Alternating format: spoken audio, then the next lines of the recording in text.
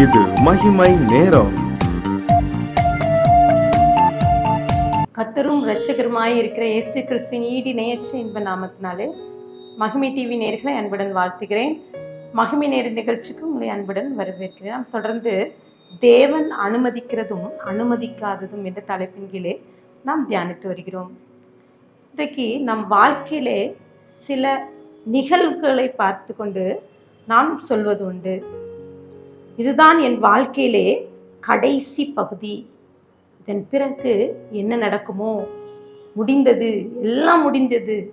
நம்பிக்கை இல்லாத ஒரு நிலைமையிலே இந்த வார்த்தையை நீங்க கேட்கலாம்.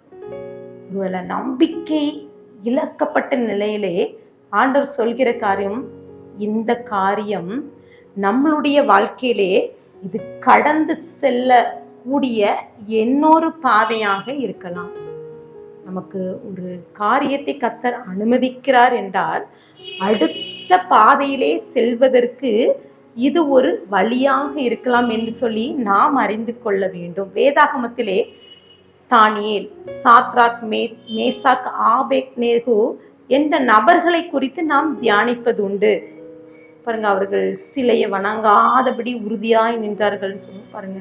அவனை அனுமதித்த காரியம் அநேகம். அவன் அடிமையா இருக்கிறாங்க பாருங்க. இந்த 4 பேரும் என்ன செய்யறாங்க, தீர்மானத்துல உறுதியா இருக்காங்க.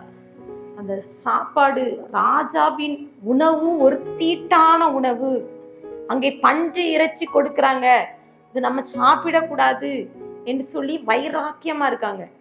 தேவன் அவர்களை அனுமதித்தார். சில பாடுகள் மத்தியில சென்று கொண்டு இருக்கிறார் பாருங்க. அவங்க போகும்போது அவங்களுக்கு புரியல அடுத்து என்ன நடக்க போதோ, அவங்களுக்கு தெரியாது. ரொம்ப சந்தோஷமா போயிட்டு இருக்காங்க. அங்க அதிகாரிகள் கண்ணில் தய கிடைக்குது, அவங்க மரக்கறிகளை சாப்பிடுறாங்க. அங்க இருக்கிற சூழ்நிலைகள்லாம் நன்றாக தான் போய் கொண்டிருக்கிறது. திடீர்னாப்புல அங்கே ஒரு காரியத்தை கர்த்தர் அனுமதித்தார் பாருங்க. ஒரு சிலையை ராஜா எல்லா ஜனங்களுக்கு முன்பாக நிறுத்தி இந்த சிலையை வணங்க வேண்டும். இப்போது இந்த 3 பேரும் அவங்களுக்குள்ள ஒரு வைராக்கியம், எப்படி நாங்க இந்த சிலைய வணங்க மாட்டோம். ராஜா சொல்றாரு, என் தேவர்களை நீங்க வணங்க முடியாதுன்னு சொன்னீங்களா?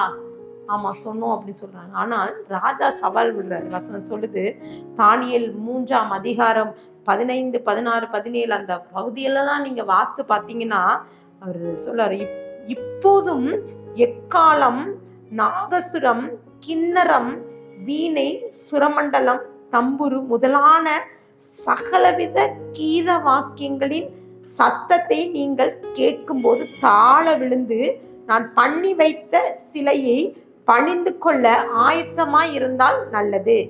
பணிந்து கொள்ளாதிருந்தீர்களே ஆனால் அந்நேரமே எரிகின்ற அக்கினி சூளையில் நடுவிலே போடப்படுவீர்கள்.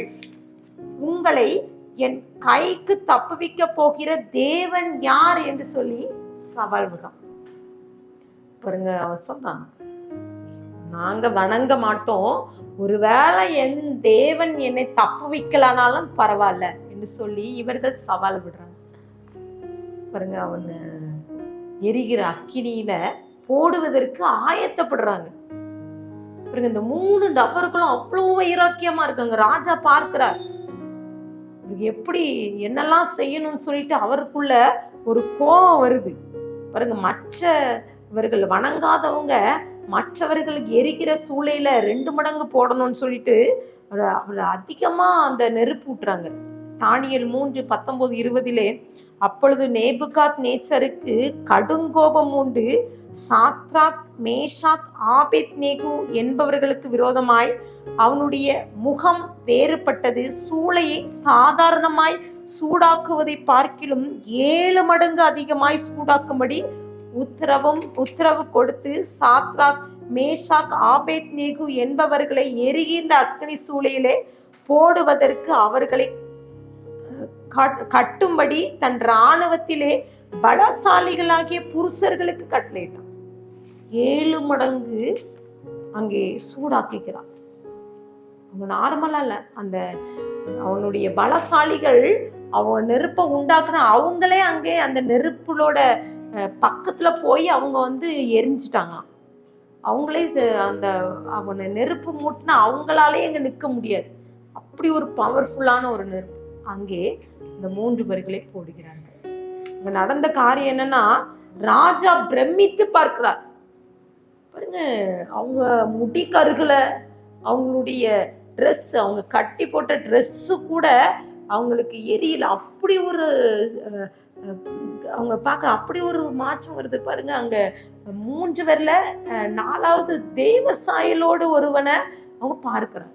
அங்கே நடந்தது என்னன்னா, அவர்கள் நினைச்சே பார்க்கல. அவங்க சொல்ற ராஜா சொல்றாங்க, ஜீவனுள்ள தேவனுடைய குமாரருக்கு நீங்க வெளியே வாங்கன்னு சொல்றாங்க. அவ்வளோ அழகா அவங்க வெளியே வந்து நிற்கிறாங்க. அவங்க முடி கூட கருகுல. அவ்வளோ அற்புதம் நடக்குது பாருங்க. அநேக சொல்லுவாங்க 3 பேர் இருந்தாங்க. இந்த தானியல் எங்கன்னு, தானியல் பாருங்க, அவன் இவர்களுக்காக ஜெபித்து கொண்டு வந்திருப்பான். தேவன் நம்மளுடைய வாழ்க்கையில சில காரியங்களை அனுமதிக்கிறார் என்றால் அது கடந்து செல்லக்கூடிய மற்றொரு பாதையாக இருக்கலாம். பாருங்க, அடுத்து ஒரு முறை தானியலை இழுக்கிறாங்க. அவனை சிங்க கபியில போடணும், சிங்கங்களை கொண்டு கடிக்க வச்சு அவனை அழிக்கணும்னு சொல்லி அங்க இருக்கிற பிரதானிகள் பிரபுக்கள்லாம் திட்டமிட்டு ஒரு தீர்மானத்தை போடுறாங்க. அப்போ பாருங்க, இந்த ராஜா இந்த அக்னி சூளையில எரிந்த நேபுகாத் நேச்சார் ஓடி வர பாருங்க. அங்க ராஜாவை ராஜா வந்து சிங்க கபில போடும்போது தானியல போடுறதுக்கு போட்டாச்சு. ஆனா அங்க ராஜாவுக்கு தூக்கமே வரல. அடுத்த நாள் ஓடி வந்துட்டு தேவன் உன்னை தப்புவித்தாரா என்று சொல்லி கேட்கிறான். இந்த தானியலின் தேவன் தான் உண்மையான தேவன் என்று சொல்லி இந்த ஜனங்கள் முன்பதாக அறிக்கையிடும். அவ்வளவு பெரிய அற்புதம் நடந்தது. பிரியமானவர்களே, நம்ம வாழ்க்கையிலும் கூட, உங்க வாழ்க்கையிலும் கூட சில வேளைகள்ல இப்படிப்பட்ட சூழ்நிலையிலே சந்திக்கலாம். நீங்க செய்யாத தப்ப செஞ்சது போல காட்டலாம். ஒருவேளை உங்களுக்கு எதிராக அநேக காரியங்களை ரெடி பண்ணி வைக்கலாம். சிங்க கெபியில போட்டோமோ சில மனுஷங்க உங்களுக்கு சிங்க போல வரலாம்.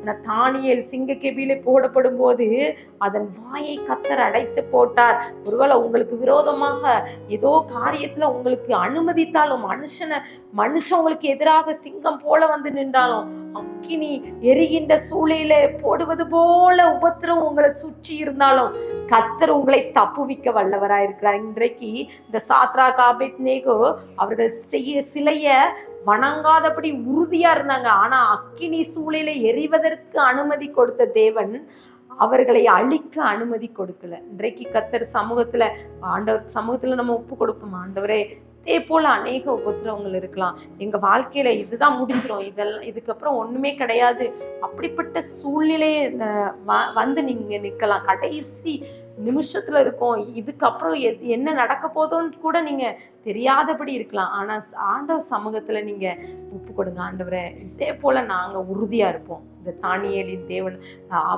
தேவன் தான் உண்மையான தேவன் சொன்னது போல உங்களுக்கு விரோதம் யாரெல்லாம் வந்து நிற்காங்களோ அவங்க சொல்லணும், இவங்க வணங்குற தேவனை அவங்கள தப்பு வச்சுட்டாங்கன்னு சொல்லணும். அந்த அளவுக்கு உறுதியா இருக்கிற மனதை கர்த்தர் இன்றைக்கு உங்களுக்கு தருவான்னு சொல்லிட்டு ஆண்டவர் சமூகத்துல இன்னைக்கு ஒப்பு கொடுத்து ஜெபிக்கலாமா?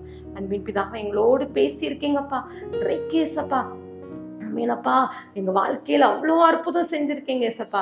சில காரியங்கள் எங்களுக்கு கடைசி தருணத்தை கொண்டு வரலாம், இதுக்கப்புறம் ஒண்ணுமே இல்லைன்னு சொல்லலாம்ப்பா.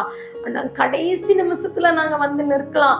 இனி என்னுடைய வேலை போய்விட்டதே, பதவி போய்விட்டதே, இனி அழைத்து விடலான்னு சொல்லிட்டு இருக்காங்களே, அக்னி போல சோதனை இருக்குதே, ஒரு சிங்கத்தை போல எனக்கு விரோதமாக அநேகர் எழும்பி நிற்கிறாங்கன்னு சொல்லி கூட இந்த வார்த்தையை கேட்டுக்கொண்டிருக்கிற ஒவ்வொருவரோட நீங்க பேசுங்கப்பா. இந்த நாள்ல நீங்க அற்புதம் செய்யுங்க. நாங்க வைராக்கியமா உண்மை பற்றிக்கொள்ள நீங்க எசப்பா, நாங்க உமக்காக வைராக்கியமா நிற்க நீங்க கிருபை தாங்க எசப்பா. தானியேலின் தேவன் எசப்பா, தேவன் உண்மையான தேவன் என்பதை அறிந்து கொண்டது போல எங்க கூட இருக்கிற அத்தனை பேருக்கு எங்களுக்கு சாட்சியாக நிறுத்துங்க. துதிகான மகிமை மக்கள் ஏறடிக்கிறோம்.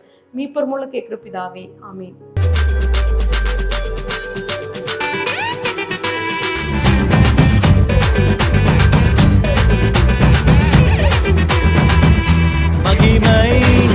மகிமை